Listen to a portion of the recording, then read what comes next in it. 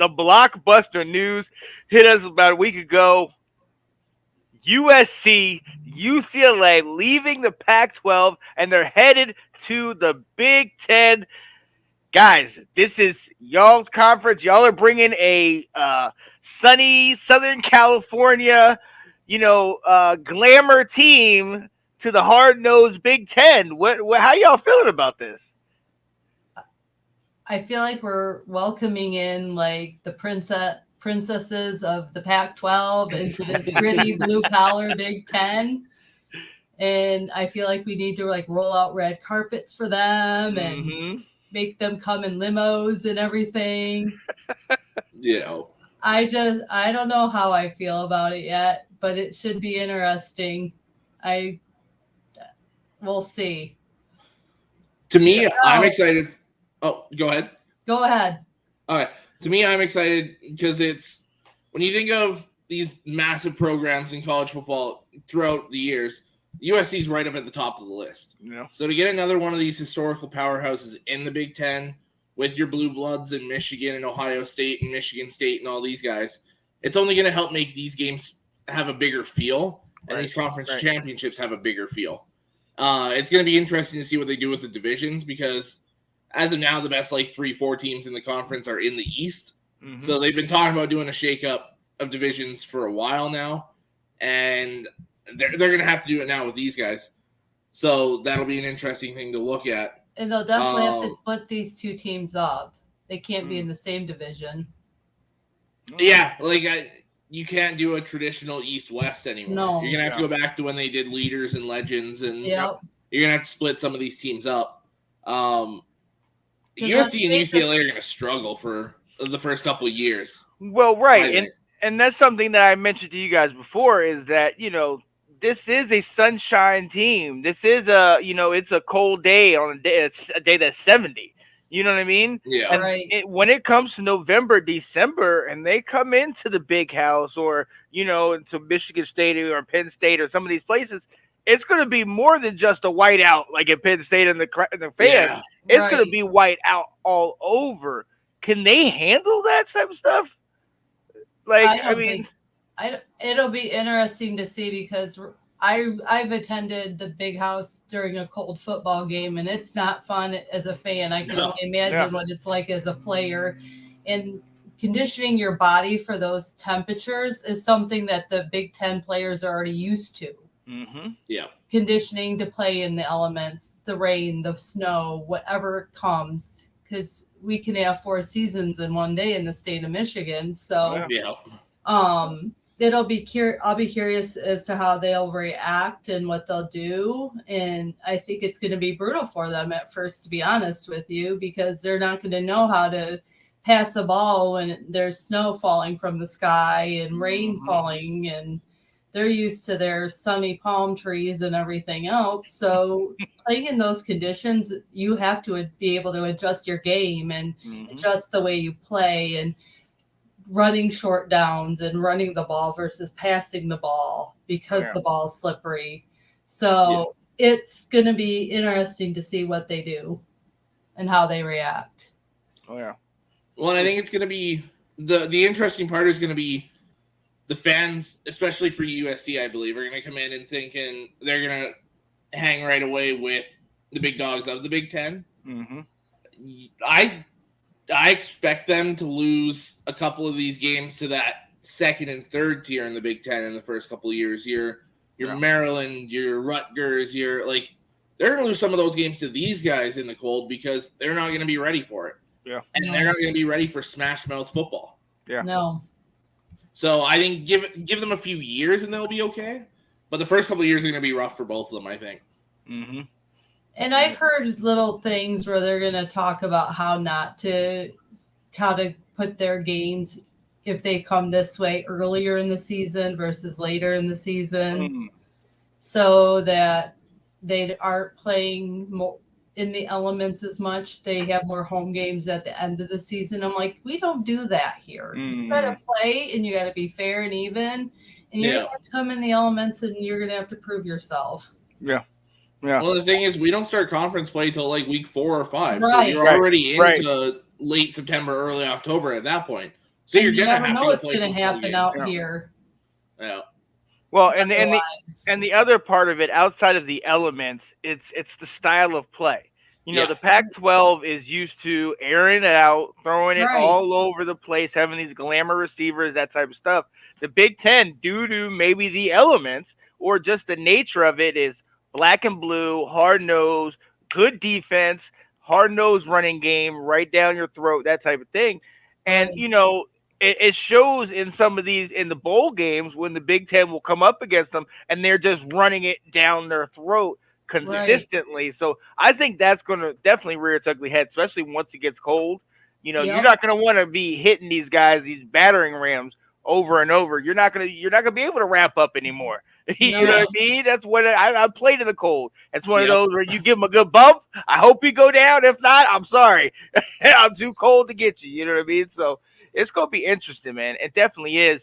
But look, with that, and you have these teams moving over and adding to these conferences. You've seen it happening in the SEC with Texas and Oklahoma. Now you have this. There's another bunch of teams we're going to talk about in a little bit. I mean, are we on the road to two big power conferences? Alex, like I'm going to come to you. Like, is this inevitable? Just these two big power conferences, AFC, NFC, like that type of thing? That's exactly what we're going towards, because the same day that USC and UCLA got confirmed, there was already talks of Oregon and Washington going. And then there was talks of the SEC diving back into the Big 12, looking at Oklahoma State and Baylor and some of these teams. And then I'll leave the other part for later about the SEC.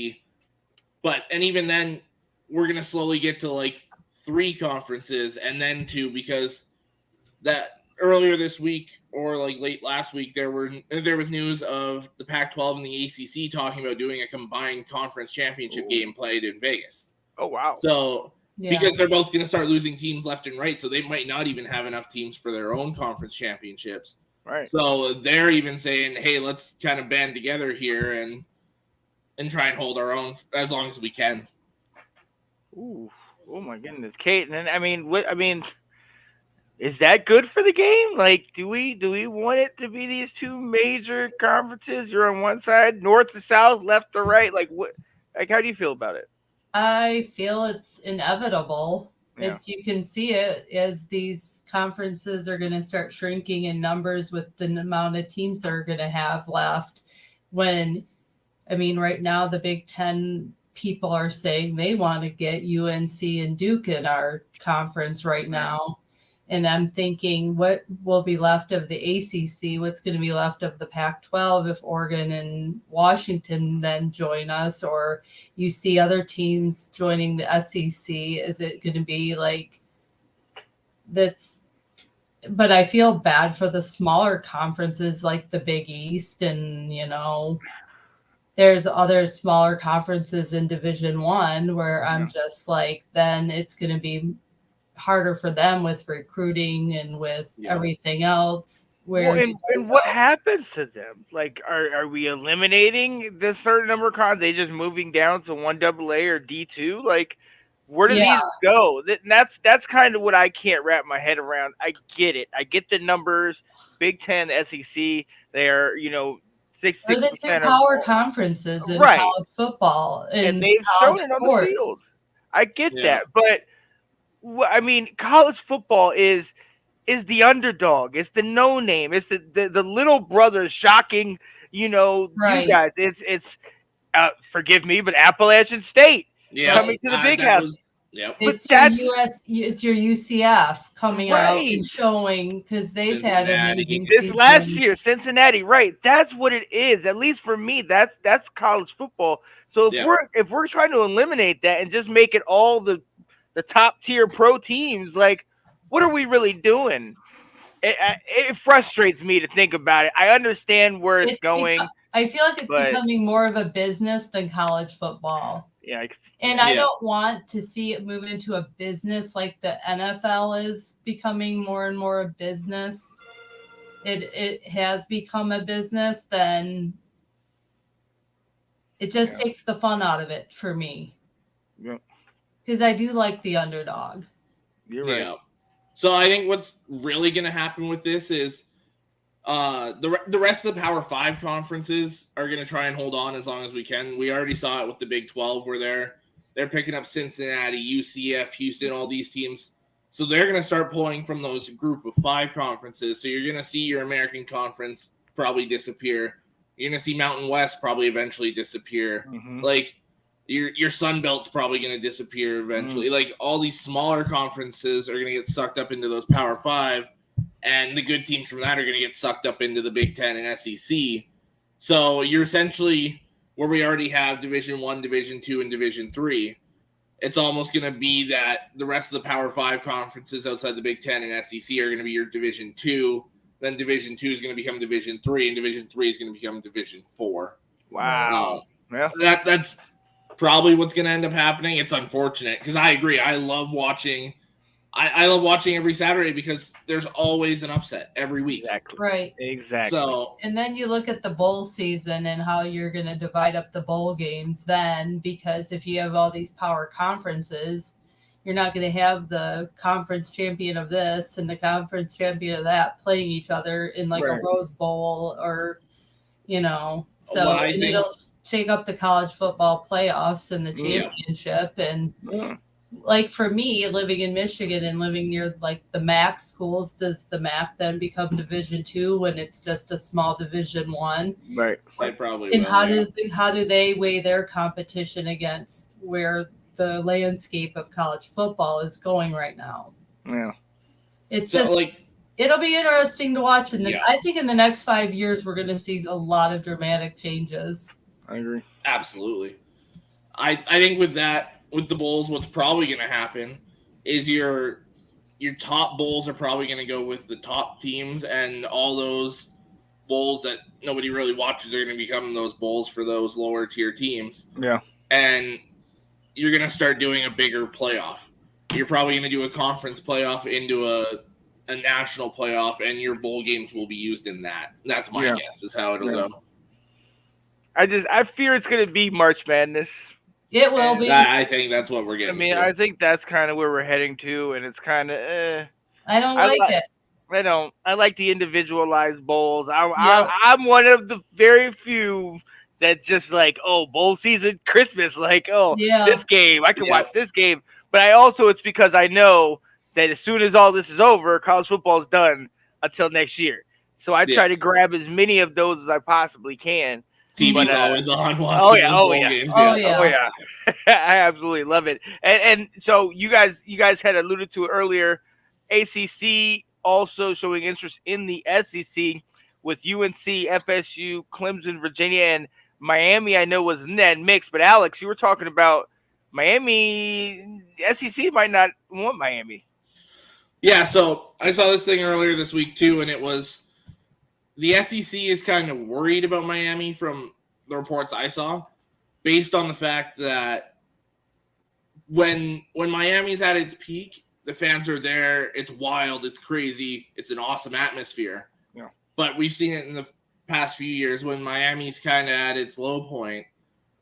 There's a lot of those fans that kind of hide in the shadows. Yeah. So the SEC is worried about getting Miami, and if they can't compete in the SEC, then televised SEC games in Miami, there's going to be more, say, Alabama fans than Miami fans, and they don't want that. So SEC is kind of sitting back with Miami, just saying, "Well, we'll see if we can get the other teams we want first, and if not, we'll kind of grab you after."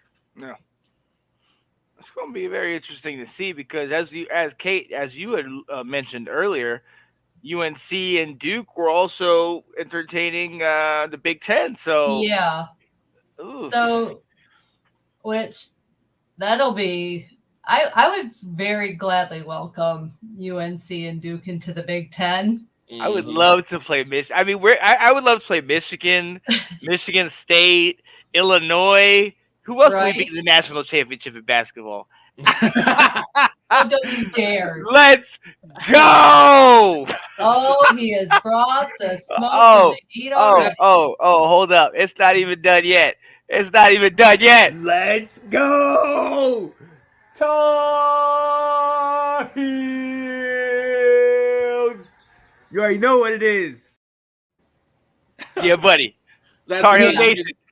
You can have the hardwood. We'll own the gridiron. There you go. We'll I'll take it. I will take it. But yeah, so but I mean 69-0 or something. Oh my goodness gracious. We don't want to play y'all in football, all right? We're not ready for that yet.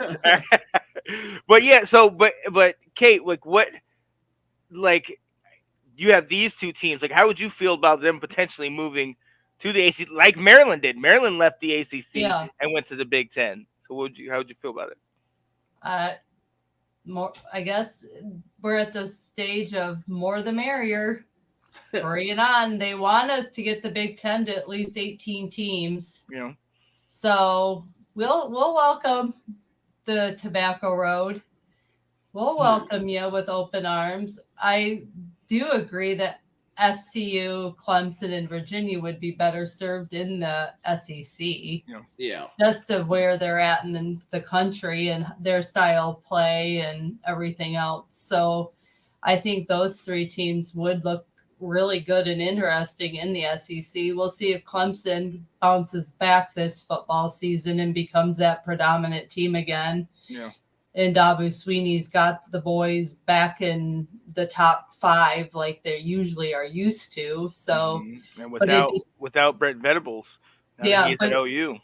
And the offensive coordinator too. Yeah. But it'd be interesting to see like Clemson battling with like Georgia and Alabama on the football field, because those are 3 of the top teams usually vying for the national championship at the end of the season. So it could be an interesting shake up to the SEC championship game. Now, let me ask you this, and then we'll get off this topic and we'll move on. What does this say, though, for the teams on the other end of the spectrum in the SEC or the Big Tens? And I mean the Vanderbilts, the Missouris, Rutgers has played well as of late, but they're still kind of down there. You know, Indiana's kind of come up, but like some of the lower teams, if you're getting more storied programs, more high-powered teams in there, do they drop out potentially the more you add in, or is it just you're already in here, so you're grandfathered in? You're in. I think the only way they would jump out is if some of these conferences trying to stay alive offer them some money. I think because they're getting good money to be in the Big Ten. You're on national television playing some of these games. Right. It's going to be hard to pass that up. Yeah. But it will be interesting to see, because like if you get, say, UNC, Duke, Miami, Oregon, Washington, any sets of those teams, then it's going to be interesting for some of these other teams, Northwestern, Illinois, Indiana. Right. Like, it'll be interesting to see how they feel about it. Yeah, Handy says that SEC needs Vandy for the academic average. Yeah. Yeah. Yeah, I can dig it. My friend. True statement. What's up, Rob Ewing saying, let's go Notre Dame. Fight on, Irish. I can dig it.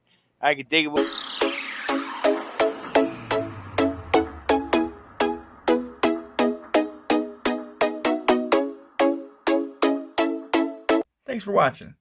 If you liked that clip, be sure to check out the other great content from the Let's Talk Football community. And as always, please like, subscribe, and hit that notification bell so you'll be notified when more great content like this becomes available.